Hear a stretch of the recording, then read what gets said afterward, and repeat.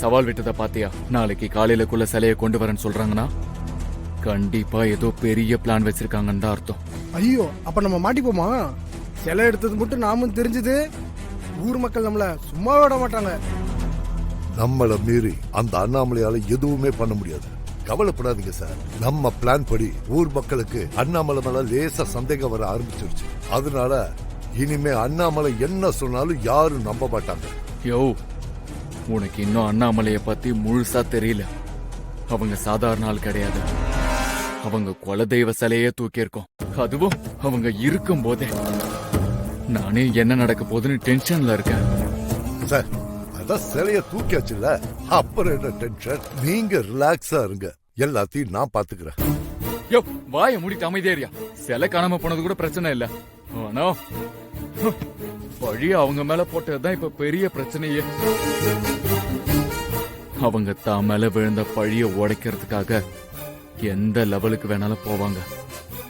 Sir, நீங்க கவலைப்படாதீங்க sir. நம்ம ஆளுங்க சிலைய ரொம்ப சேஃபான இடத்துல தான் வச்சிருக்காங்க. காலையிலுக்குள்ள அந்த சிலைய கண்டுபிடிக்க முடியாம அந்த அண்ணாமலை ஊர் மக்கள் முன்னாடி அசிங்கப்பட்டு அவமானப்பட்டு நிக்கத்தான் போறாங்க. நான் மறுபடியும் சொல்றேன், அண்ணாமலை ரொம்ப டேஞ்சர். அவங்க கிட்ட இருந்து சிலைய மறைச்சு வைக்கிறது ரொம்ப கஷ்டம். என் கெஸ் கரெக்ட்னா இந்நேரம் சிலைய யாரு எடுத்திருப்பா, எங்க இருக்கும்னு யோசிக்க ஆரம்பிச்சிருப்பாங்க. நீங்க சொல்றதும் கரெக்ட் தான். அந்த அண்ணாமலை இவ்வளவு நம்பிக்கையா சவால் விட்டதுக்கு அப்புறமும் நாம சிலைய அங்க வச்சிருக்கிறது அவ்வளவு சேஃப் இல்லதான். நாம இன்னைக்கு நைட்டோட நைட்டாவே சிலைய ஊருக்கு வெளியே கொண்டு போயிடணும். இல்லனா நாம ஈஸியா மாட்டிப்போம். சார், நான் ஏற்கனவே பார்ட்டி கிட்ட பேசிட்டேன் சார். இப்ப கொஞ்ச நேரத்துல ஒரு வண்டி வரும், அதுல நாம சிலையை ஏத்தி அனுப்பிட்டா அப்புறம் அண்ணாமலையில அந்த கடவுளே வந்தாலும் கண்டுபிடிக்க முடியாது.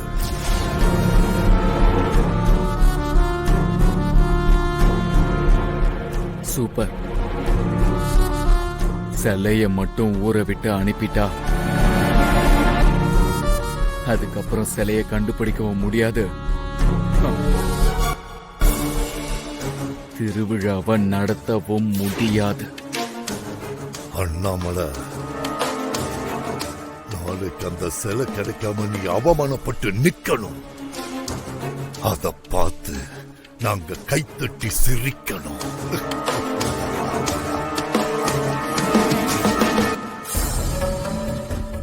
ஜீவா, சிலை எதுவும் வெளியே தெரியாத அளவுக்கு நீட்டா கவர் பண்ண. நல்லா உள்ளதான் மறைச்சு வச்சிருக்கேன், ஒருத்தராலும் கண்டுபிடிக்க முடியாது. சரி. இல்லக்கா, நான் போய் சொல்லல. உண்மையிலேயே கோவிலுக்குள்ள யாரோ இருந்தாங்க. அந்த இருட்டுல அவங்க ஓடுனத பார்த்துதான் நான் கத்துனேன். மத்தபடி பூஜை நிறுத்தணும்னு நான் நினைக்கவே இல்லக்கா. வாய மூடுறி. இதே போய் இன்னும் எவ்வளவு பேர்கிட்ட தான் சொல்லுவ? ஊரே வெளியே நிக்கும் போது கோயிலுக்குள்ள ஆள் வந்தாங்களா? நீ சொல்றது ஏதாவது நம்புற மாதிரி இருக்கா? ஐயோ அக்கா, சத்தியமா நான் சொல்றது உண்மைதான்க்கா, என்ன நம்புக்கா. என்கிட்டயே நடிக்கிறியா? நம்ம குடும்பத்தோட எதுக்காக இங்க வந்தோம்? இந்த ஊர் நல்லா இருக்கணும், திருவிழாவை நல்லபடியா நடத்தி கொடுக்கணும் தானே. ஆனா இன்னைக்கு திருவிழா நிக்க போறதுக்கு காரணமே நம்ம குடும்பம் தானே கேவலமா பேசுறாங்க. உன் அவசர புத்தியால இன்னும் எவ்வளவு அசிங்கத்தை தான் இந்த குடும்பத்துக்கு உண்டாக்க போற? இதுல நான் விரதம் ஒழுங்கா இருக்கலன்னு எல்லாரும் முன்னாடியும் என்னையும் அசிங்கப்படுத்தி என்னை எதுவுமே பண்ண விடாம பண்ணிட்ட. சரி, அப்ப நீ அதை ஒழுங்கா பண்ணியா?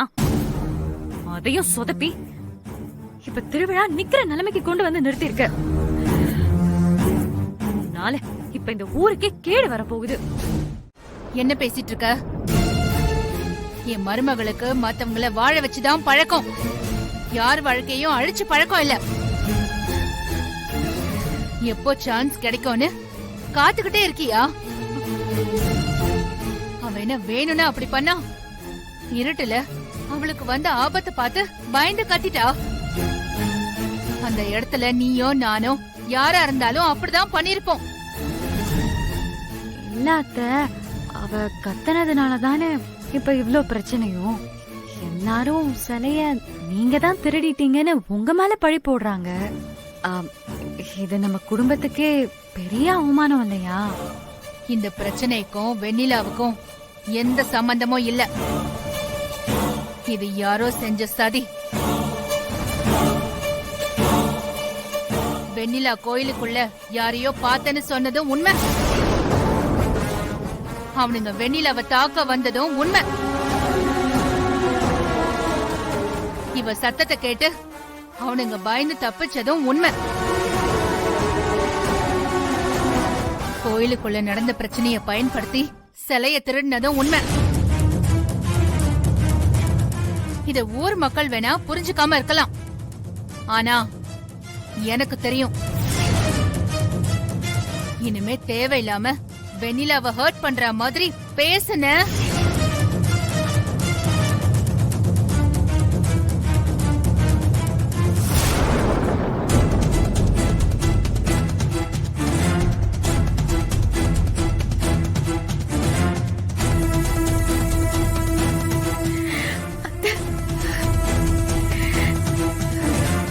பழி நம்ம மேல விழுந்திருக்கு.